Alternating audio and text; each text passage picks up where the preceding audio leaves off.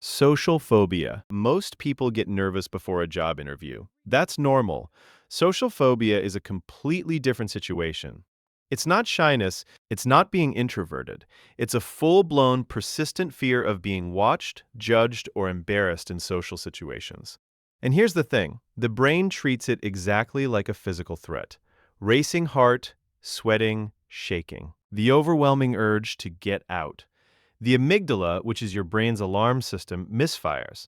It flags a casual conversation the same way it would flag a lion walking towards you.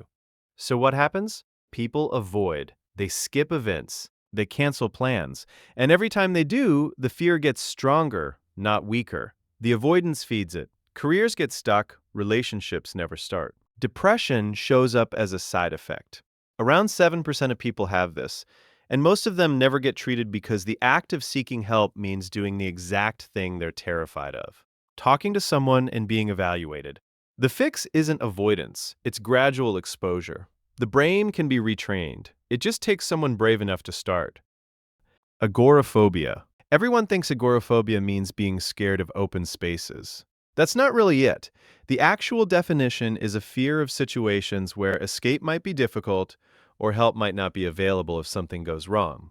Open spaces, crowded malls, public transport, being outside alone. All of it falls under that umbrella. Here's the trap. Agoraphobia almost always starts with a panic attack, a bad one. And then the person starts avoiding anywhere that attack could happen again. The avoidance zone expands over time until huge chunks of life become completely inaccessible. The physical response is extreme. Chest tightening, dizziness, a complete sense of unreality, the absolute certainty that something catastrophic is about to happen. The body is doing exactly what it would during a real emergency. It just isn't one. In severe cases, people stop leaving the house entirely, not because they're lazy or dramatic, because every single attempt to step outside triggers a full alarm response in the nervous system. Around 1 to 2% of adults have this.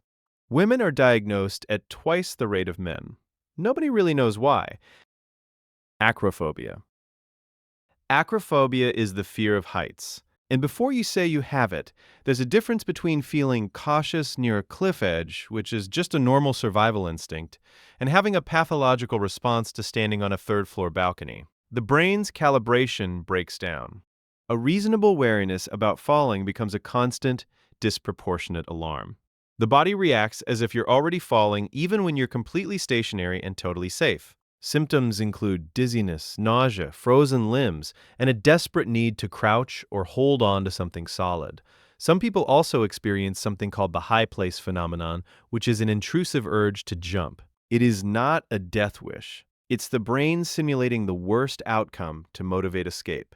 It's terrifying, but it's just a misfiring survival mechanism. Around 3 to 5% of people have acrophobia severe enough to be classified as a clinical phobia. It's one of the most common ones globally. VR therapy is showing strong results. The brain genuinely can't tell the difference between a virtual drop and a real one. So the exposure still works without any real risk. Claustrophobia. Elevators, MRI machines, small rooms, crowded trains. In severe cases, even tight clothing. Claustrophobia is the fear of enclosed spaces, and it is far more common than most people realize. Around 12.5% of people experience it at some point. The brain interprets being contained as danger, and honestly, evolutionarily, that made sense. Being trapped or buried used to be a death sentence. The problem is the alarm still fires in contexts where there is zero actual danger. The response is rapid. Breathlessness, chest tightening, sweating, shaking, a desperate, overwhelming need to get out. And then the loop begins. I feel trapped, therefore I am in danger, therefore I need to escape, but I can't escape, therefore I'm definitely in danger. MRI research has actually documented this. Claustrophobic individuals show measurably higher amygdala activation in identical situations compared to non-phobic people. It is a neurological difference, not a personality flaw. The tricky part is how often modern life requires small spaces. Elevators, planes, examination rooms. Avoiding them is not really a long-term solution. Aerophobia. Around 25% of people feel some anxiety about flying. Aerophobia, the clinical fear, affects roughly 2 to 5% so severely that they avoid it completely. Here's the reality that makes absolutely no difference to the anxious brain. Flying is one of the safest modes of transport ever created. Your odds of dying on a commercial flight are roughly 1 in 11 million. Driving to the airport is statistically more dangerous. Knowing this does nothing. And that's the thing about aerophobia. It's rarely just about crashing. It's usually a stack of fears. Claustrophobia from the cabin. Fear of heights during takeoff. Zero control because someone else is flying. Uncertainty about every sound and bump. No exit option mid-flight. Every unexplained noise becomes evidence. Turbulence that pilots file away as routine registers as imminent disaster. The body stays in sustained high alert for hours. Some airlines now run actual fear of flying courses. You sit in a stationary plane, you learn about the sounds and turbulence. You eventually take a short flight with others who are equally terrified. The success rate is genuinely impressive. Arachnophobia. Arachnophobia, the fear of spiders, is one of the most common phobias on Earth. Studies put it anywhere from 3.5% to 15% of people depending on the criteria used. The evolutionary explanation is popular. Spiders were genuinely dangerous to early humans, so those who reacted strongly survived more often. That wariness got encoded. But that explanation doesn't really account for how extreme the response gets around spiders that are completely harmless. Here's what makes it interesting. The fear is not a choice. People don't decide to be scared. The visual input, even just a photograph, triggers an immediate amygdala response before the conscious brain has even fully processed what it's looking at. The alarm fires before rational thought can intervene. So the person doesn't think that is a spider and spiders are dangerous. They just feel the dread first and figure out why a fraction of a second later. Avoidance develops fast, rooms get abandoned, outdoor activities get restricted. Some people can't even look at spider images on a screen. Exposure therapy works well here. Start with photographs, work up to real spiders over time. Most people see major improvement in a relatively short course of treatment. Cynophobia. Cynophobia is a fear of dogs. In a world where dogs are everywhere, treated as family members, and expected to be universally loved, having this phobia makes daily life genuinely difficult. It usually develops after a traumatic experience, being bitten, being chased, often in childhood when the nervous system is still calibrating what counts as a threat. But it can also develop without any specific incident, sometimes just from watching a parent who was also afraid. The physical response is identical to any other fear. Adrenaline spike, elevated heart rate, hyperventilation, freezing, or running. The brain has marked dogs as dangerous and reacts that way every single time, regardless of whether the specific dog is actually a threat. Parks become complicated. Visiting friends with dogs requires planning or excuses. Even seeing a dog on a leash across the street can trigger symptoms. Around 9% of people have some form of animal phobia. Dogs are one of the most common. Treatment works the same way as other specific phobias. Gradual exposure. Images first. Sounds. Eventually brief, supervised contact with calm dogs in a controlled setting. Avoidance makes it worse every time. Mysophobia. Mysophobia is a fear of germs and contamination. At the low end, it shows up as heightened hygiene habits. At the clinical extreme, it takes over entire lives. Here's the thing about mysophobia at its worst. It sits right on the edge of OCD. The fear of contamination drives compulsive cleaning, repeated hand washing, refusal to touch shared surfaces, elaborate rituals designed to neutralize invisible threats. And none of it gives lasting relief. The anxiety comes back almost immediately. The rituals escalate to compensate. The contamination feels invisible, persistent, and potentially catastrophic. Reassurance from others doesn't help because the doubt regenerates. The logic is airtight inside the anxious brain. Just because you can't see it doesn't mean it isn't there. Howard Hughes is the most famous example. Later in life, he refused to touch objects without gloves, isolated himself completely, and eventually couldn't function in any public setting. Treatment is counterintuitive. You have to touch the feared surfaces and resist cleaning, deliberately. repeatedly. It's called exposure and response prevention, and it works by breaking the ritual loop rather than accommodating it. Trypanophobia. Trypanophobia is the fear of needles. And unlike most phobias, this one has direct, measurable consequences for public health. People with severe needle phobia avoid blood tests, vaccines, dental anesthetic, IV lines, and medical procedures. Research found that a significant percentage of people who declined COVID-19 vaccines weren't vaccine hesitant ideologically. They were terrified of the needle itself. The fear of the injection outweighed the fear of the disease. Here's what makes trypanophobia unusual physiologically. Most anxiety responses drive the heart rate up. Needle phobia commonly does the opposite. It triggers a vasovagal response, which is a sudden drop in blood pressure and heart rate that causes fainting. This is why people pass out during blood draws. It's not weakness, it's a hardwired reflex. Around 10% of people have needle phobia severe enough to affect their healthcare decisions. Most go undiagnosed because avoidance keeps the issue invisible until something serious comes up. There's a specific treatment technique called applied tension. You tense large muscle groups before and during needle exposure to counteract the blood pressure drop. It works surprisingly well. Dentophobia. Around 36% of people have significant dental anxiety. Around 12% meet the full clinical criteria for a phobia. The consequences are entirely predictable.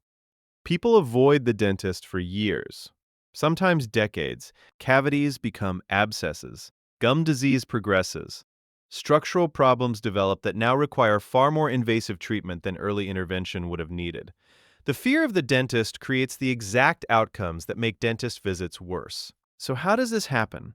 Think about what's actually going on in that chair. You're reclined in a vulnerable position. You can't speak or move freely. Tools are entering your body. Pain can arrive without warning. You are completely dependent on someone else's judgment and competence. For anyone who had a bad experience as a child, that combination is very hard to shake. Some dentists now specialize entirely in phobic patients. Nitrous oxide, conscious sedation, a stop signal the patient controls at any point, detailed explanation of every step before it happens. The difference in outcomes when the phobia is treated as legitimate rather than inconvenient is significant. Emetophobia. Emetophobia is a fear of vomiting, either vomiting yourself or witnessing others do it. And before you dismiss that as minor, here's what it actually looks like in practice. People avoid certain foods entirely. They avoid restaurants they don't fully trust. They avoid sick people, hospitals, pregnancy, alcohol, theme parks, and anything that could plausibly involve nausea. They monitor their own body constantly for any sensation that might signal what they're dreading. The avoidance can become so extensive it starts affecting nutrition. People restrict their diet so aggressively to avoid stomach upset that deficiencies develop. There's also a cruel loop built into this one. Anxiety causes nausea, so the fear of feeling sick makes the person feel sick, which amplifies the fear. Emetophobia is significantly more common in women than men, with some estimates putting the ratio at around 4-to-1. Nobody has a fully satisfying explanation for why. It's also underdiagnosed because people tend to present with eating concerns or general anxiety rather than naming the specific fear that's actually driving everything. Thanatophobia. Thanatophobia is a fear of death, not the vague awareness that everyone eventually dies, an active, recurring fear that shows up uninvited and refuses to leave. You're lying in bed, you're reading something completely unrelated, and suddenly the thought arrives, I am going to die and there is nothing I can do about it. That's the loop. The fear isn't always about death itself. For some people, it's the process. For others, it's the loss of consciousness. Some are terrified of non-existence, others of the pain, others of leaving people behind. The specific fear varies, but the intrusive quality of it is consistent. Thanatophobia tends to peak twice in a person's life. Once in early adulthood, when mortality stops being abstract and starts feeling real. And again in midlife, when the body starts signaling that time is actually moving. Some researchers argue that a huge portion of human behavior, ambition, religious belief, the drive to create legacies is partly motivated by mortality anxiety. Thanatophobia is what it looks like when that background hum becomes a scream. Treatment typically combines existential therapy, CBT for the intrusive thoughts, and mindfulness focused on sitting with uncertainty rather than fighting it. Hemophobia. Hemophobia is a fear of blood, and like trypanophobia, it does something unusual to the body. Most phobias push the heart rate up. Hemophobia commonly does the opposite. Seeing blood triggers a vasovagal response, a sudden drop in blood pressure and heart rate that causes dizziness or fainting. This is why otherwise composed people pass out at the sight of an injury. There's probably an evolutionary logic to it. A drop in blood pressure when actually bleeding helped reduce blood loss. In a modern context, seeing blood in completely safe situations still sets off the same cascade. The practical consequences are significant. Hemophobia leads to avoiding medical procedures, avoiding careers in healthcare or emergency services, and sometimes being the least useful person in an actual emergency. The person who most wants to help is the one most likely to go down. Some people can't watch hospital dramas on TV. Some can't hear detailed descriptions of injuries without feeling faint. It's not squeamishness. The body is responding physiologically before the person has any say in it. Treatment mirrors what works for trypanophobia. Applied tension technique, gradual exposure to blood-related images, and eventually real situations. The vasovagal reflex can be retrained with enough controlled practice. Nosocomephobia. Nosocomephobia is a fear of hospitals, and it layers multiple fears on top of each other in one building. Needles, blood, the antiseptic smell that the brain has learned to associate with pain or bad news, loss of control, serious illness, death. Hospitals concentrate all of it, so the fear isn't usually one thing. It's everything at once, in the same location. But here's what makes it particularly damaging as phobias go. People avoid hospitals even when they themselves need medical care. That means delayed diagnosis, untreated conditions, medical emergencies managed at home because the idea of going to a hospital feels worse than the emergency itself. The loss of control element runs deep.